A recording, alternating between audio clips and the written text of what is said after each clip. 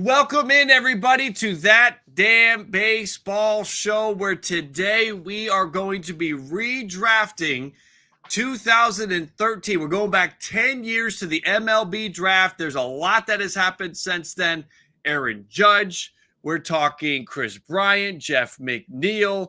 We've got a lot, Cody Bellinger, a lot to consider as we redraft 2013's MLB draft. And I am joined, as always, on Tuesday night with one of the boys from Blue Jays today, Nick, as Adam is off interviewing for the assistant to the assistant GM for the Toronto Blue Jays. I believe I have that right? Yeah, that's right. Welcome in, Nick. That's right. Yeah, man, Adam is sadly out of town right now. I'm sure that he'd love to be here if he could, but I'm holding down the fort. And you know what, dude? This guy's over. He's on a business trip right now. He's in LA, but I'm going to say it right here. He's missing out because this is going to be a good one, dude. I'm a big fantasy player, everybody. Like, I love fantasy sports. I love drafting. I love everything. So going through getting to redraft all these guys, I think it's going to be a lot of fun, Jim. Yeah, me too. I've seen this. There's so much when we look back, you sort of can sometimes be amazed at certain players that were taken at certain spots, either players that were taken so high and just busted out, and players that are so far deep in the draft that became, diamonds in the rough, right? Gems that were mined deep out of that mountain. So we have a few players, specifically in this draft. Nestor Cortes was pick number 1,094 by the New York Yankees. That's insanity. That is. I don't even think that round exists anymore. So you have all of that we're going to dive into today. I want to encourage everybody to hit that like if you have not yet on both streams. We are simulcasting on both channels, and make sure to subscribe if you have not yet. So let me lay the ground rules down. Again, we're going to be going, we're each going to get, Nick and I are each going to get 6 picks. We are going to go 1 through 12. Nick won the coin toss. He is going to draft first, which I'm kind of envious of because, again, we have Aaron Judge in this draft. So we have a draft of that magnitude, and we are looking at not just what have they done, we're basically looking at it like, what if you were to throw all these players as they are into a draft pool and pick them for your team? So we're not only considering what they've done to this point, but we're considering what they will do moving forward with the rest of their career. So with all of that being said, Nick, you are on the clock with the first pick. Yeah. Actually, let me do this. I'm going to do this for everybody that is watching, listening. Okay. Let me give you let's give everybody the player pool. I almost forgot to do this. Yeah, absolutely. We got to show people who's on the board right now, man. Exactly. So let's get the player pool going. We've got Kris Bryant, John Gray, Hunter Dozier, Hunter Renfroe, J.P. Crawford, Tim Anderson, Aaron Judge, Devin Williams, Tyler O'Neill, Cody Bellinger, Isaiah Kiner-Falefa, Nick Pivetta, Adam Frazier, Garrett Cooper, Tyler Mahle, Kyle Farmer, Trey Mancini. We've got Mitch Garver. We have Jeff McNeil, Mike Yastrzemski, Danny Jansen, Luke Voigt, Joe Mantiply, Kevin Biggio, Rowdy Tellez, Andrew Benintendi, and Nestor Cortes are the options. So now, Nick, officially you are on the clock. Give me Danny Jansen. You're going to go Danny Jansen, number 1. I love it. I'm feeling great about my number 2 pick. I am totally screwed with you, man.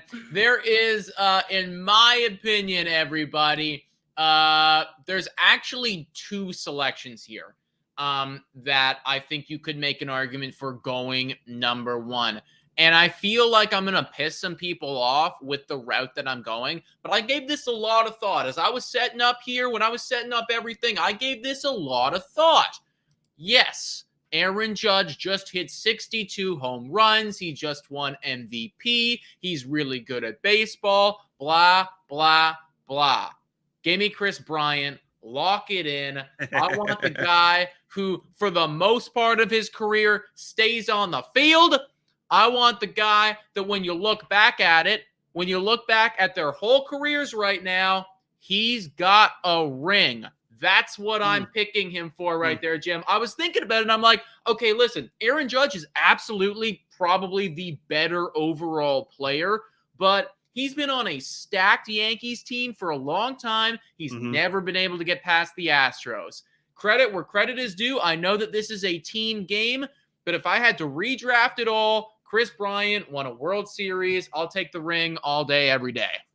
Now, Chris Bryant had been the number 2 selection by the Cubs in 2013. 2022 was kind of a disappointing year. First year with the Rockies, spent most of it on the injured list, but when he was out there, looked pretty good. Over 160 at-bats, 5 home runs, a 306 batting average. We kind of expect Chris Bryant to do good things in Colorado in that thin air, and we know what the ceiling is for Chris Bryant. But I got to say, to go Chris Bryant over Aaron Judge does seem a little ballsy by you. I'll give you credit for not going conventional here. I mean, I'm a Chris Bryant guy. I like Chris Bryant, so I'm not going to push back too hard on you. But if Chris Bryant is your official pick at the number 1 spot, then my first pick, I guess not my first pick, but the number 2 pick, I'm going to go with Aaron Judge. I know that there is, listen, the guy has spent some time injured. The guy has a big time contract. But I like the power. I like the upside.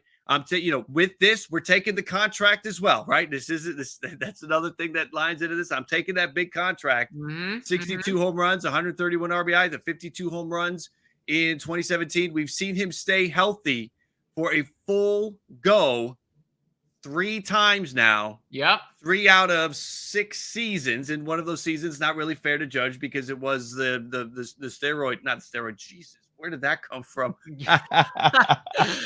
the COVID season. You're going to say something, Jim? You got some insider information, buddy? That was nope. I was doing research earlier today for something completely different. And yes, it was steroid era related. It has nothing to do with Aaron Judge. Apologize for the everybody there. But with the COVID shortened season. So I'm going to go with Judge with my first pick, the number 2 pick. So we have Judge and we have Bryant off the board. Where are you going to go, Nick, with your number 2 pick, the number 3 overall? Man, I'm looking at it right now. Like, I have a lot of the players hold up. Can I see the player list again, Jim? Sure. Okay. So I'll be honest. We've also got this group here. Yeah. This is not a pitcher friendly draft, in my opinion. Like, there's guys. There's absolutely guys. Am I willing to spend the 3rd overall on any of them, though? I don't think so. Like, I want to take a pitcher. I'm trying to find a reason to talk myself into doing it, but I'm just I don't think I can right now, man. I don't think I can. So if that's the case, I'm between 2 players, and I'm just, but he's pretty good. But he's pretty good at baseball too. Oh, man, I'm between 2 players right now. I'll tell the chat who they are. They're Jeff McNeil and they're Tim Anderson. Those are the 2 players that I'm eyeing up right now at the number 3 overall selection. I know that this is a little insider trading, Jim. Like, I don't want to, put you on the spot here. But do you have any opinions as far as Jeff McNeil or Tim Anderson go? Well, it's interesting because Jeff McNeil, we saw last year a 326 batting average. Tim Anderson has won the batting title in his career. So you have good contact hitters here. 6 home runs last year for Tim Anderson, but he only played about half the season. I think and the power profile, they're very similar. They're very similar hitters, quite frankly, when we look at the power profile, the bat. I would say it's a good call. Think about the appeal of Jeff McNeil being a lefty bat. Yeah. Maybe that's a way to sort of break the tie here. I'll be honest, Jim, I'm looking at it right now, and I am a big Tim Anderson fan. Like, I definitely like Tim Anderson. But when we are looking at what they've done so far in their career, like Jeff McNeil, effectively, he's only had one bad season, and it was kind of injury riddled. Like every other year, he's been dominant. So, so you know what? I think I've talked myself into it. I'll take Jeff McNeil. I didn't think I was going to do that, but lock it in. All right, Jeff McNeil to Nick at the number 3 pick. All right, so for me, I think that's a good pick. Number 4, I don't know if I'm going to pick up where you left off with Tim Anderson. I'm tempted to do so, but I think that well, let me do this. I don't want to. Let's get this lined up right. Let's do this right. So you have Tim McNeil. Let's put his player card up real quick. Again, there we are with the 326 batting average last year, leading the National League, 9 home runs. So the pop wasn't there like it was in 2019, but that's just not who he is. I think that he is about a 10 homer guy. Maybe he'll the ceiling will sort of float up there a little bit every now and then. But you've got, again, a guy that can hit. He's versatile, can play multiple positions. That's the other nice thing about Jeff McNeil. You can slide him into the outfield. The only thing you can do with Tim Anderson is slide him over to second base, maybe. So I mean, effectively, when you're looking at Jeff McNeil, when you're looking at Tim Anderson, they are both elite leadoff guys. Yeah, they are. And I guess what it was for me was the on-base percentage of Jeff McNeil when he's healthy is incredible. And the OPS plus is like, you know, this is a very good player that you're getting. So, and also the lefty bat. So I think Jeff McNeil is a good pick there. I'm going to chalk him up for you. And I'm going to, my next pick, I mean, I'm tempted to go Tim Anderson. I'm also looking at Andrew Benintendi here. Now, Andrew Benintendi was drafted 945th by the Reds. He did not sign, but we're still adding him in here. He was part of the draft class. Also, too, I'm sorry to cut you off there, Jim, but I did see a few comments in my thing talking about no way Cavan Biggio was drafted in 2013. Exactly the same scenario. Was drafted by a squad, the Philadelphia Phillies. Yep. They didn't end up, or he did not end up going with them, and then recommitted, and I think it was 2016, and then he got drafted there. So we're still counting him. Everybody, the only 2 players that were on our board that did not sign were Cavan Biggio and Andrew Benintendi. Everybody else signed. Yeah. So I'm going to go, because I feel like if you go bat next, I'm going to go bat. I'm going to take a pitcher off the board. I think this is amazing that the best starting pitcher. Now, John Gray was. Don't do me like this, bro. Don't do it to me. Don't snipe me like this, man. John Gray was taken 3rd. Devin Williams was taken 54th. Nick Pivetta was taken 136th. Tyler Mahle, 225th. I'm passing all of these pitchers by. Joe Mantiply, 816th. I'm going all the way to 1,094 again to a pick that I don't even think still exists. And I'm going to go Nestor Cortes as the 4th overall pick here. What he's stepped up to be the last couple of seasons for the Yankees. I know it's only 2-3 in 2021, but look at that 2.90 ERA over 14 starts. Yeah. I like, there's so much to like about Nestor Cortes with the New York Yankees. So I'm going to go nasty Nestor here. I think he is the best pitcher in the class taken this far down. I don't even think it's close. So I'm going to go Cortes at the number 4 spot. You had him out. You were eyeing him. The thing about this is you really gotta factor in what have they done and what do you think they're gonna do. Yeah. If you asked me right now, who, like, if both of their careers stopped today, if you asked me who would you rather have, John Gray or Nestor Cortes, I would take John Gray, because at the end of the day, he's pitched way more innings. He's had way more seasons under his belt. He's contributed more to his team.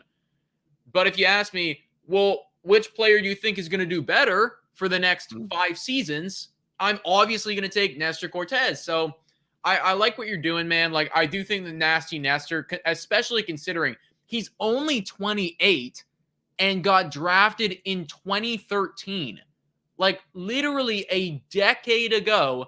And the guy's not even, you could argue, not even halfway through his career at this point, right? Like the fact of the matter is we probably have not even seen the best that he has to offer.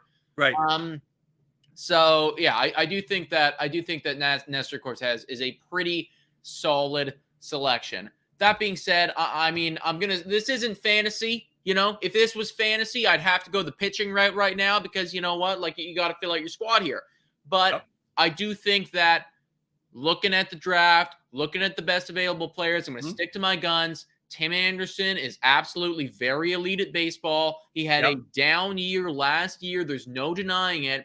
But when you look at the 3 seasons prior to that, right, you look at the batting average, you look at the OPS, you also factor in the fact what he's capable of doing on the base paths, right? There's not a whole lot of players in this draft that have 104 career stolen bags, right? That is, you know, definitely getting up there. So Tim Anderson is absolutely a threat at the leadoff position. Very similar to Jeff McNeil, but. And could Tim Anderson, here's a question for you. Could Tim Anderson's stolen bases go up this year with the pitch clock, with the larger bases, with the limited pickoff? So that element of Tim Anderson's game could go up even more. So I like the pick. I think Tim Anderson would have probably been my next option, but at this point, I do think he is, when we look at everybody that's available, he is the best bat that's left. Yeah. I am okay. So now I'm at an interesting spot because. So this is your third pick, right? This is my third pick. This is so the number far. You're a 6 Yankees overall. homer, baby. You're going all in on the New York Yankees. I'm not doing it. I know that's a good point. That's all Yankees so far. I am. Oh man, I'm tempted. I'm tempted to buy the upside, buy the bounce back. I think I'm going to go high ceiling here. I think I'm going to get away. There's a couple of high floor picks. I'm going to go high ceiling here. And I am going to go Cody Bellinger. Wow. I'm going to grab Cody. I think that, again, the ceiling, when we look at everybody that we're talking about in this draft, he's right up there with Aaron Judge when we're talking about ceiling. Now, it's a lot harder for Bellinger to put together any season remotely close to what Aaron Judge can put together. But I like I'm going to go ceiling here. The 210 batting average last year was atrocious. He's got to get that up. Can the shift going away help him at all? So, and I don't know if that's going to be the case. This may be a busted pick because, again, there's at least 1 or 2 more really good, really solid bats that are still out there. But I'll take the ceiling. I'll take the higher ceiling, and I'm going to go Cody Bellinger here. So I like the pick. I definitely do. I have a question for you, and I have a question for the chat as well. When we look back, and maybe we can compare the two very quickly.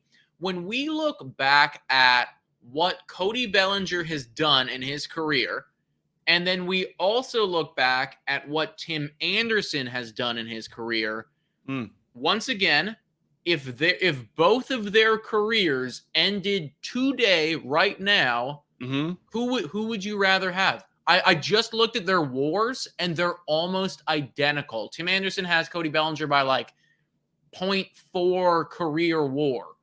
Right. You've got a 17.8. You've got a 17.8 for Cody Bellinger and an 18.2 for Tim Anderson. I think Cody Bellinger plays premium defense in the outfield. Now, Tim Anderson's a shortstop, right? So that's another premium position.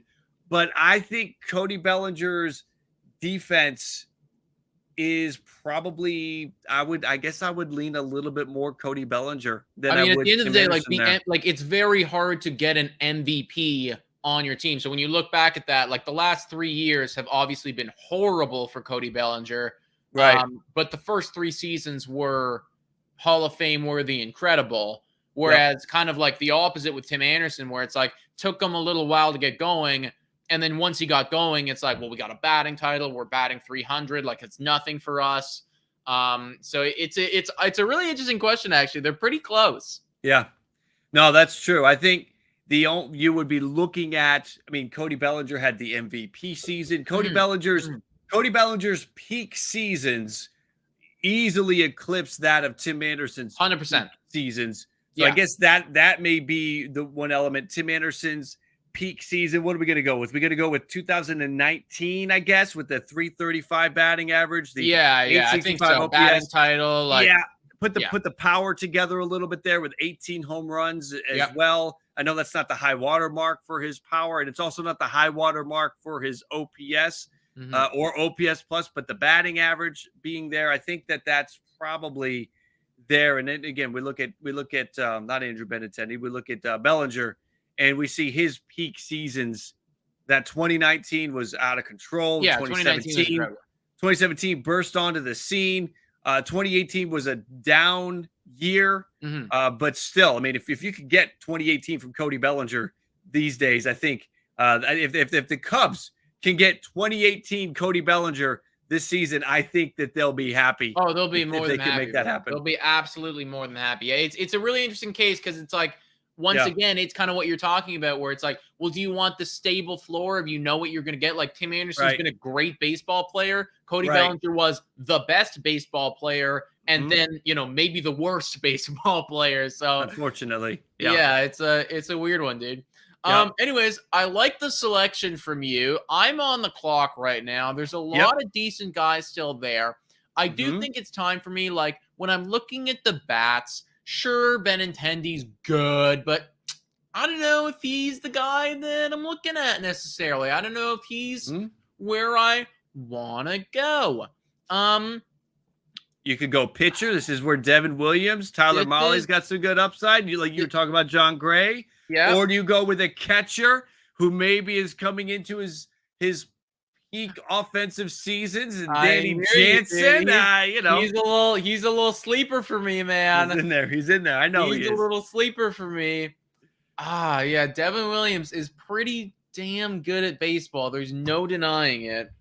And John Gray at the same point, like I don't know if John Gray is going to be good at baseball anymore, but he did have some good years.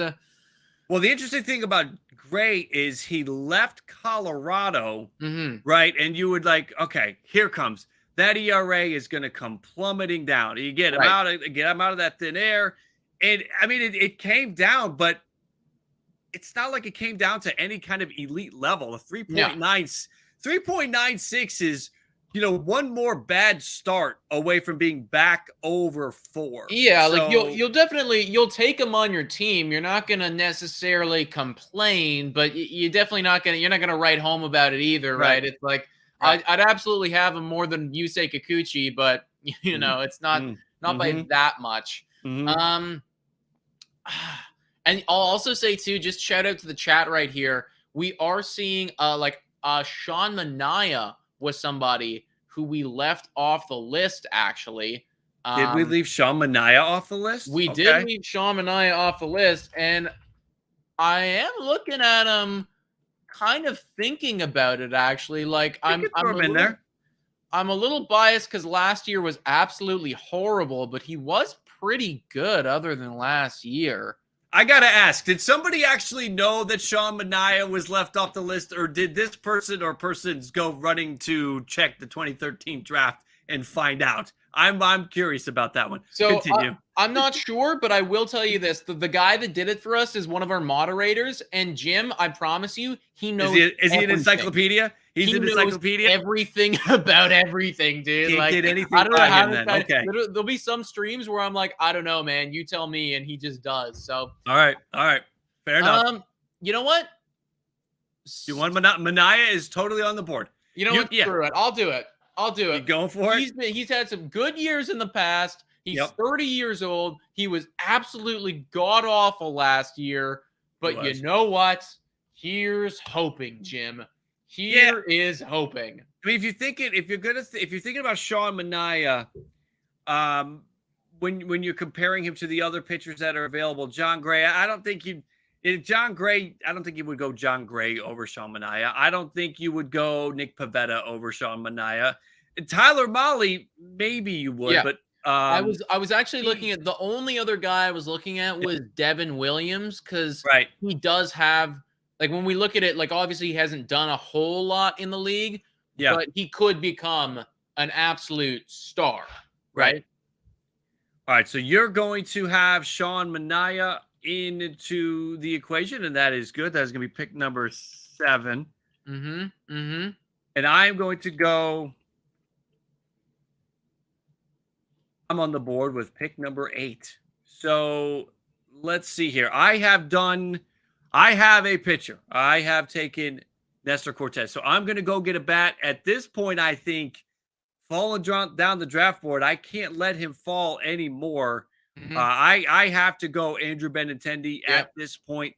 This is a no-brainer, I believe, with the situation where he's at, sort of changing his offensive profile this past season, where it looked like he was a struggling power hitter.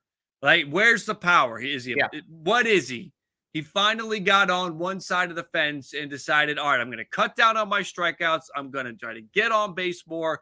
I'm going to sacrifice the power, and I am going to just, again, revamp my whole approach. So I'm going to go with Andrew Benintendi because, again, at this point, I do think that there's really, when we're thinking about the bats, the other bats in this area, we're looking at Mike Yastrzemski, Trey Mancini. We're looking at Hunter Renfroe. I think that you have to start considering Danny Jansen right here as well. That's true. You know, so I'm going to lock it in. Pick number 8 is Andrew Benintendi. So let's get him on the ticker. So at this point, we have number 1, Chris Bryant, number 2, Aaron Judge, 3, Jeff McNeil, 4, Nestor Cortes, 5, Tim Anderson, 6, Cody Bellinger, 7, Sean Manaea, 8, Andrew Benintendi, and the number 9 pick, Devin Williams, my friend. There it is. Lock it in. Give me Devin Williams, man. I was afraid that you'd take him right there. He is pretty good at baseball, and I mean, we obviously have not seen the best from him yet because he's going into his 28-year-old season. I mean, not even a spoiler alert. I would love for the Toronto Blue Jays to find some possible way to swing a trade for this guy. Like, very clearly incredible at baseball, and they just something in the water over there in Milwaukee, man. Something in the water. They know how to breed them. There is no doubt that the Milwaukee Brewers know how to develop pitching. There are some organizations that just can't do it, and the Milwaukee Brewers are not one of those teams. They know exactly how to put develop their pitching. It's uncanny. It's really remarkable what they're doing. So we're going to go Devin Williams for you. Okay, so now I like that pick because he is the best pitcher that was left. Starter, reliever, regardless, he was the best pitcher left on the board. So I'm now going to be, this is pick number 10. So I have this pick and one more. Again, we were looking at some of the players that are available, thinking about now Tyler O'Neill is available, and we know he's got a Gold Glove caliber defense, but that offense really dropped off last year. I mean, it was putrid offensively. 228 batting average, a 308 on base, a 392 slugging. Still somehow he delivered an OPS at league average. It was 101. So, I mean, take that for what it's worth. I'm leaning, man. I like Trey Mancini, but I'm worried about Trey Mancini. You know, real talk, Trey Mancini, it's a remarkable story, what he's done, what he's come back from. Yeah. But unfortunately, since he's come back, the offensive numbers continue to decline. Last couple of years, 2021, the numbers, it was a nice bounce back, but it still wasn't what he was before. And then last year was a further decline from 2021. I worry Trey Mancini, 2023, rooting for a bounce back but I'm worried. How can you really not be in Trey Mancini's court, right? Like, hit all of the home runs off of our team. I don't care, man. Like, you do you get back to being elite. Go get paid, man. Yeah. I like Mike Yastrzemski. I think he's a good baseball player. You know what I'm thinking about doing? Oh, I think I know where I'm going with this one. Don't. I think I might be sniping you, and I totally don't mean to do it.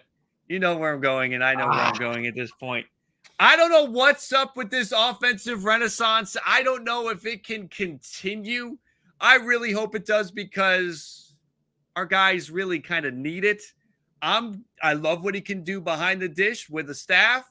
So I'm going to take Danny Jansen with my number 10 pick because, I mean, when we're looking at catchers, the other catcher in conversation is Mitch Garver, and it just seems like Mitch Garver's going the opposite way. Danny Jansen is accelerating offensively. We see the OPS plus going 85, 105, 141. Now, the 141 was over 72 games. So it's easy to sort of bounce back and say sample size. And it's very realistic. It's a very real counter to the Danny Jansen. When we look at those OPS plus, when we look at WRC plus, Jansen looks good. But again, sample size. But I like what he can do behind the dish. I like where he's trending offensively. So I'm going to sneak in here, and I'm going to make Danny Jansen my next to last pick. I'm going to make him the number 10 pick. Why are you doing this to me, man? Second time. I straight up, I had his whole Baseball Savant page. I was eyeing it up. I was looking at it. I had so many arguments. See, the thing about Mitch Garver, it's once again, do you draft based on what they've done so far or what they're going to do? Because believe it or not, even though Danny Jansen and Mitch Garver drafted in the same year, Mitch Garver's 32.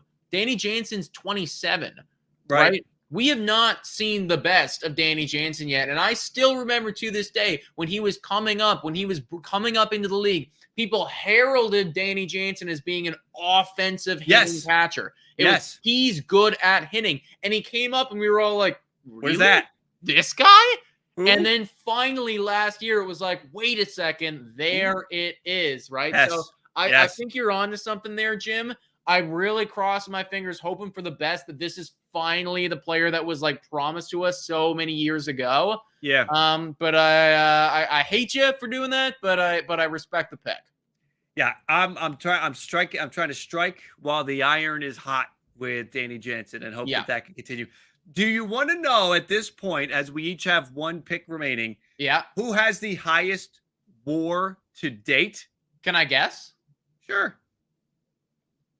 Nick doesn't have all of the stats in front of him. I do. This is a complete guess. Anybody wondering? I would wager a guess that it's John Gray. That is very close. Okay. John Gray has an 11.5 WAR to date, and I believe that was good for second most. So that's actually a really quality guess right there. It's actually Adam Frazier. Adam Frazier has the highest WAR. I wasn't thinking about Frazier. Date 12.4 career WAR. Now, what he's got left in the tank is anybody's guess, but to this point, of everybody that we have left, a 12.4 career WAR, Adam Frazier has the highest. Which I throw that out there because I know you got John Gray and you were close, but I have a feeling Adam Frazier would not have been any of, if you made 5 more guesses, he would not have been any of those guesses. No, he definitely wouldn't have been for me, man. I still remember, Jim, early on in making this channel, one of the first videos that I did that I edited completely by myself that we weren't like talking to the camera was this player will be the trade deadline steal. And that was back in, I think it was back in 2021. Back in 2021 when he was having an all-star year, when he was over there. I think he was over there on Pittsburgh. He did get traded, and he was a good steal for sure. I don't think that he's the guy, though, man. Like, I like what he's done so far, but I don't know if he's got anything left in there. Right. Oh man, do I do this? Do I go this way? Rowdy Tellez. I see you got Rowdy Tellez up there, buddy. He's in there. Rowdy might be one of those players that gets to experience a little bit of a bounce back, a little bit of a statistical uptick with the shift going away. The power is not going to obviously be impacted by that. I think he's still got the 30 homer potential, but that batting average last year, 219, you take that shift out of there, maybe he gets 5 to 10 more hits. That batting average kind of creeps up a little bit to 40-ish or so. I think you can, I don't know if 5 to 10 hits equates to an increase of 20%. I'm pretty sure it doesn't, but I do think you could see his batting average see a little bit of a raise there. I'll tell you this, man. I feel like Rowdy Tellez is really going to be one of those guys where he's got like maybe 1, maybe 2 really good seasons. Like they're going to come. I think that they're going to come. He's going to be like 29 or 30 or 30 and 31. That's right. 31, 32. It's going to be in that range. He's going to hit like 35 home runs both years. It's going to be great. And then he's going to go away completely, man. Like, I feel like that's just the player profile that Rowdy Tellez is. He's going to have 1 or 2 great years, and then he's going to be gone. You know what? Lock me in. I'll take some Tyler Mahle, man. Like, okay. I liked Tyler Mahle a lot. I thought that he was going to be a great trade target for the Blue Jays last year. Then he had a pretty bad season. I feel like he bounces back, though. I mean, he's young enough that he can absolutely bounce back and still be good. I like Tyler Mahle here. I think that that's a nice pick. The player he was in 2021 and 2020, I think, is what he's going to be in 2023. The beautiful part here. Now, I mean, if you look at his numbers, so he started out really poorly last year. Yeah. And he bounced back towards the tail end of his run with Cincinnati. The trouble is that he got to Minnesota, struggled, and got hurt. Yeah. So he was out of the equation, and Tyler Mahle didn't get to do anything. So when you look at you just look at the stats, you look at the back of the baseball card, it maybe leaves a little more to be desired, but I think there's something good there. I think he's back in that 3.5 range. He's got a nice K rate, and he's just entering his prime years, age 27 season last year. So you got age 28, 29, 30, 31. Some of these guys we're talking about are already in their early 30s. Tyler Mahle is still in his late 20s. Yeah. So that gives you more time. That's a nice pick. That is definitely, I love when I do that to myself. That is most certainly the best pick at this point. Yeah, well, I'm glad that at least I got a snipe on you one of these times, man. That would have been my next pick. So now I have to pivot. And let's do this real quick. So there are a lot of players that we have not taken. And I want to, again, just to sort of put a well-rounded recap on everything. So we've talked about a lot of these players. Let's go back and just give you where these players that are left were originally drafted. Rowdy Tellez was drafted 895th by the Toronto Blue Jays. Cavan Biggio, again, drafted by the Phillies but did not sign, was taken 871. Joe Mantiply, 816. Luke Voigt, 665. Who else is still available? Mike Yastrzemski, 429 by the Orioles, was traded to San Francisco for basically nothing. We have Mitch Garver was taken 260. Trey Mancini was taken 249. Kyle Farmer, 244. Let's see. We just took Mahle. Garrett Cooper was 182. Frazier was 179. Pavetta, 136. Isaiah Kiner-Falefa, 130. Tyler O'Neill, 85. Tyler O'Neill might be my pick because of the glove. JP Crawford was taken 16th. Hunter Renfroe. Ooh, Hunter Renfroe. Wait, I think I might have my guy. Hunter Renfroe was taken 13th. Hunter Dozier taken 8th. And John Gray taken 3rd. Those are the players that we have not drafted off of our player board. And I think going through that little exercise, I got my guy, because not only is there the 30 home run power potential, but there's also a good glove here.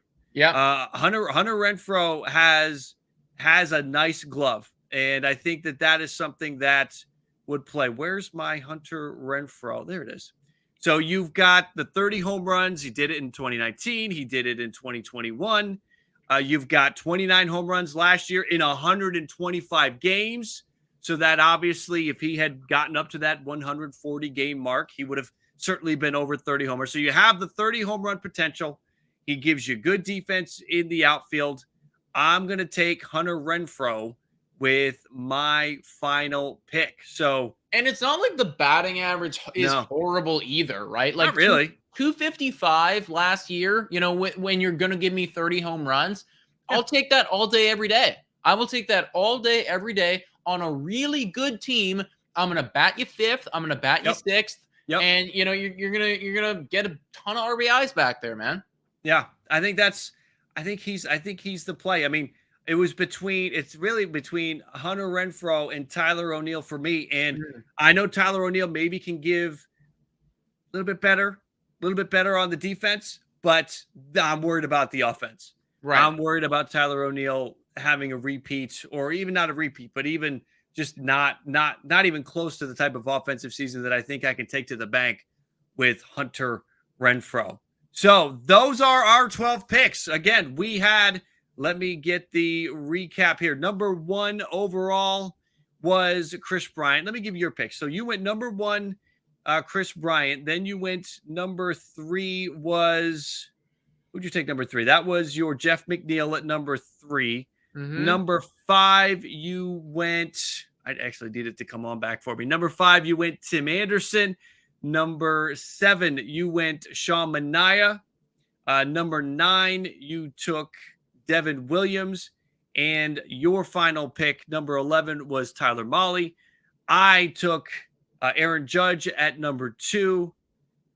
I took Nestor Cortes at number 4. Then I went, where did I go after that? Was that my Benintendi pick? No, I went Bellinger. I went Bellinger at number 6. Bellinger at 6. Then I went Benintendi at 8. Number 10. I'll be honest, I'm just waiting for the scroll to come back. There it is, Danny Jansen. And my final pick was Hunter Renfroe. So there's our redrafted top 12 from the 2013 draft. Any final thoughts on anybody we maybe did not get to? Anybody that maybe we should have drafted that we left off? I don't know if we really left anybody off. I mean, maybe you can make an argument for John Gray or, you know, Mike Yastrzemski. But I think we pretty much got the 12 that needed to be taken here. It really is. Once again, I'm going to echo the fact that, like, are you drafting them based on what they're done or what you think they're going to do, right? Like, John Gray, up until this point, has provided more value than Devin Williams. Yeah. I think that Devin Williams is going to have a really nice stretch of his career. Same with Nestor Cortes, right? You know, the Chris Bryant pick, for instance, that's really solely on the ring. Like, just, you know, I know that he's won a ring, and I know that none of these, well, actually, I don't know if that's true. Cody Bellinger, I guess, won a ring as well, but he didn't really contribute that year. You know, but is Biggio going to be good eventually? Probably not. But there.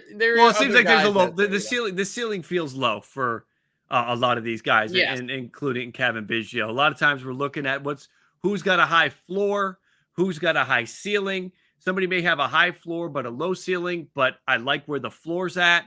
If that makes sense to you know, if you're pulling everything together, and you know, that's where I go. You know, if we're looking at somebody like, you know, like Cody Bellinger, I know the floor is low, but the ceiling is really high here. So that's just kind of the thought process there. Thinking of other guys that are high floors, low ceiling. Andrew Benintendi is a high floor, low ceiling guy. He just is. Andrew Benintendi is not going to hit 30 home runs. He's not going to hit 340. He's not going to rip 60 doubles. But what is he going to do? He's probably safe to get you a 300 batting average or a 295 batting average. Yeah, he'll be flirting with it. Exactly. You're not going to see him. You shouldn't anyway with this new approach. You won't see him all of a sudden become a 220 hitter. So again, high floor, low ceiling sometimes can play in a draft like this. There we go. The 2013 Major League Baseball draft redrafted here on our Tuesday night. I do appreciate everybody that has come in on both channels. Again, make sure if you have not yet to hit that like, help support the stream by hitting the like. And if you're just finding us for the first time, make sure to subscribe on both channels. If you haven't subscribed to Blue Jays today, as soon as we're done, hop over there and subscribe. So, any parting words, Nick? GG, man. It was a fun draft. If you guys liked it, then comment it down below, and who knows, maybe we'll move on to 2014 next week. Right on. All right, everybody. Thank you again for coming in. I do appreciate you and everybody coming in, spending some time here with our live stream. We will be back next Tuesday night with more baseball to talk about, more damn baseball next Tuesday night. Everybody out there, Nick, everyone, have a good night.